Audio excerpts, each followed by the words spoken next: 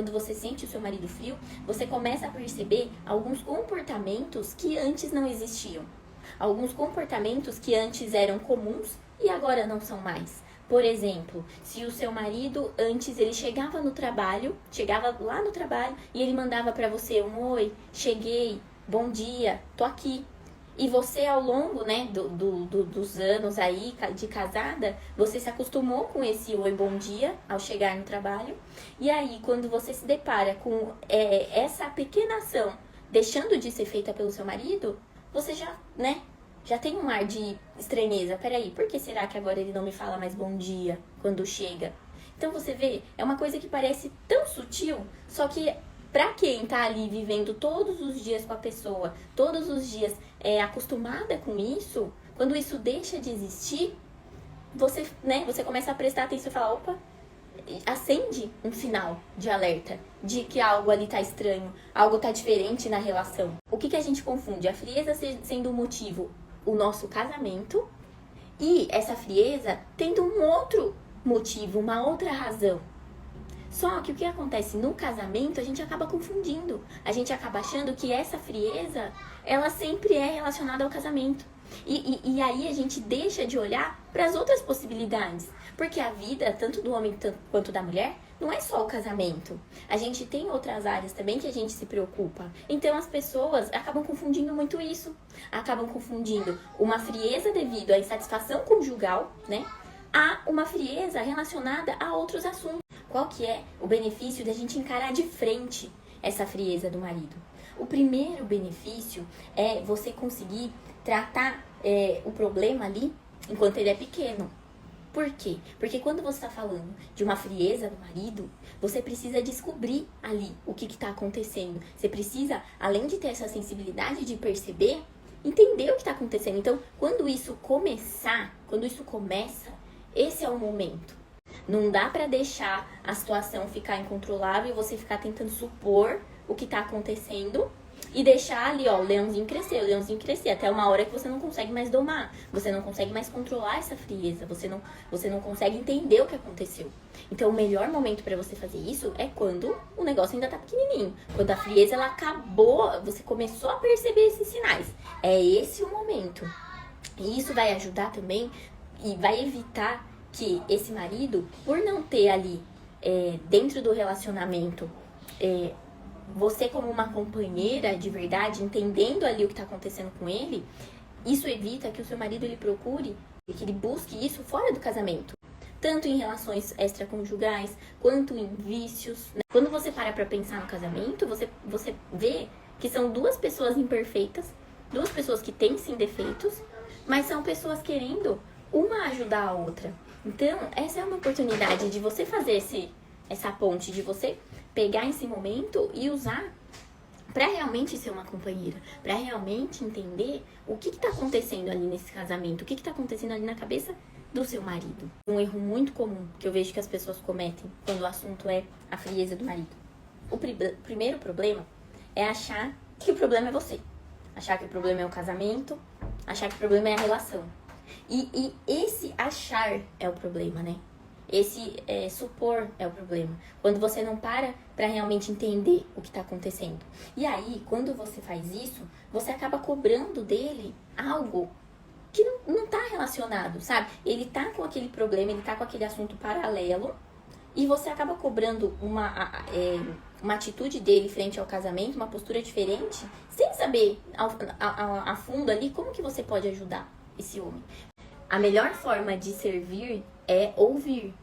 Então, se você quer servir o seu marido, se você quer ajudar o seu marido de alguma maneira, para escutar o que ele tá falando. Então, quando a gente tem essa cobrança, em razão dessa frieza, quando a gente tem essa cobrança de que antes ele supria essa infelicidade que você tá tendo, antes ele fazia isso e agora ele não faz mais, você para de olhar para a pessoa mais importante aí na relação, que é para si mesma, que é quem você tem controle, né? A gente tem controle sobre a gente mesmo.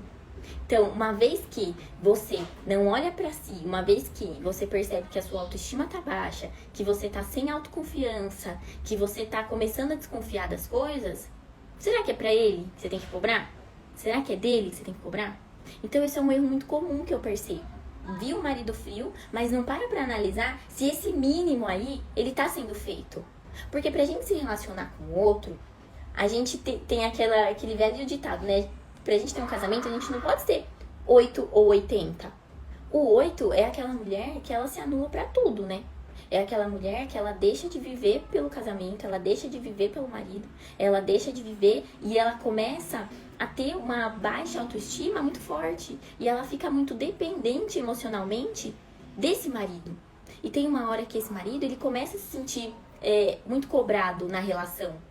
Principalmente quando ele tá passando por um desafio, né? Então, nesse caso, nesse exemplo, se o marido tá passando por um desafio, seja, vamos supor aqui, tá? Um problema familiar, um problema com o pai, um problema com a mãe.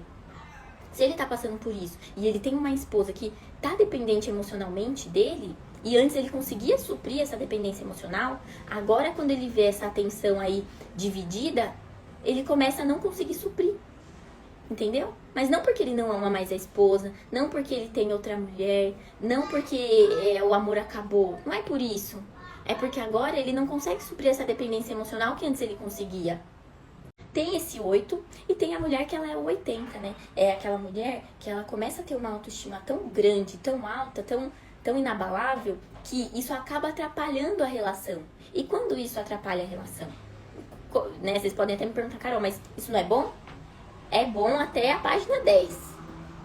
Por quê? O que acontece aí quando a mulher, isso sobe muito a cabeça? A mulher, ela se acha autossuficiente pra tudo.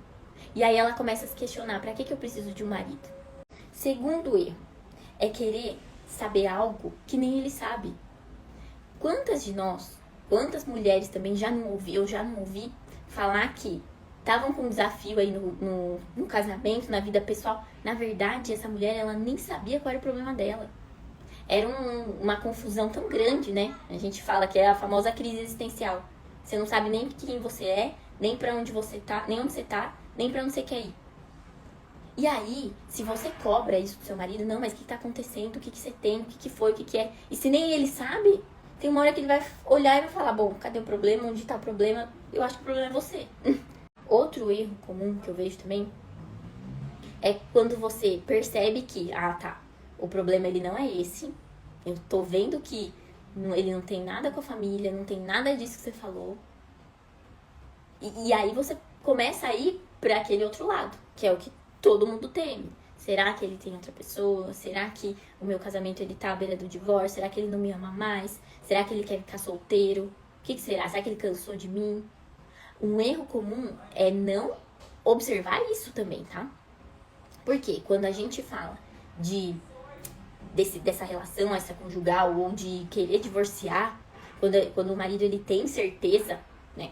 Teoricamente, né? Porque a gente sabe que se ele tá procurando ali um culpado, pode ser que ele ache que o culpado é você, assim como você acha que ele é, né? Pela sua infelicidade. Mas se na cabeça dele, nesse momento, ele tem certeza que o problema é a insatisfação conjugal, a insatisfação ali no casamento, se você tem isso presente no casamento de vocês, você não pode fechar o olho pra isso. Então isso é um erro comum também, tá? É você fingir que nada tá acontecendo.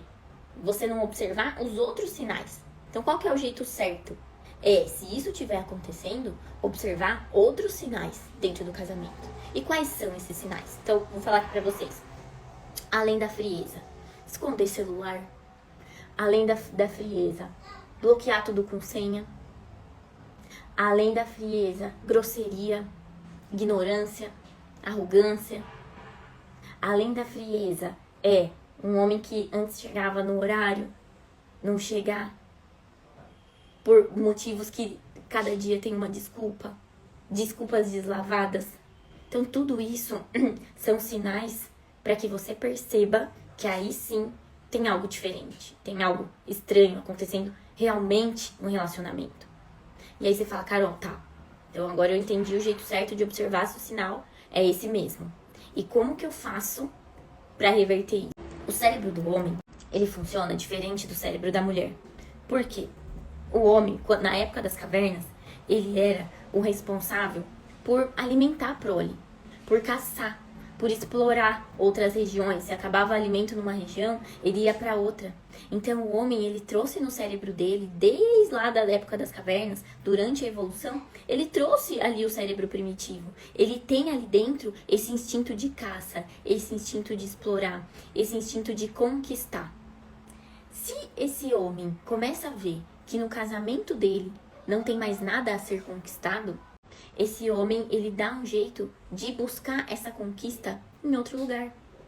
E esse lugar não precisa necessariamente ser uma relação extraconjugal. Esse outro lugar, ele pode ser vícios, ele pode ser vícios em jogos, vícios em pornografia, pode ser vício em trabalhar, pode ser diversas outras coisas que tragam para ele essa necessidade que ele tem. E, gente, isso é do homem. Isso é da época das cavernas, tá no cérebro dele. Tem uma região do cérebro dele que é ativada ali, quando ele tá nesse período de conquista. Então, se ele não tem mais esse período, essa conquista dentro do casamento, ele busca fora, sim. E daí vem dessa frieza, daí vem essa perda de interesse. E aí você pode falar pra mim, Carol, então tá. Então eu entendi isso, eu entendi que isso é uma necessidade do homem. Por que é do homem? Por que não é da mulher? Porque a mulher, na época das cavernas, era a que ficava responsável ali pela prole. Então esse instinto de caça, ele é muito mais aguçado no homem, muito mais. Porque a mulher, ela tinha mais essa necessidade de cuidar, essa necessidade de acolher. E isso a gente carrega também no nosso DNA, no nosso cérebro, tá? Então, como atrair esse interesse de volta? Tem duas maneiras, a maneira que é errada e a maneira que é certa. A maneira errada de atrair esse interesse de volta é quando a gente faz isso única e exclusivamente para agradar o marido. Quando a gente faz isso única e exclusivamente para atrair o interesse dele de volta. Agora, quando você começa a olhar para dentro de si, quando você começa a buscar esse algo interessante dentro de você, aí isso, minha filha, não tem o que te tire, não tem idade que chegue que vai te tirar.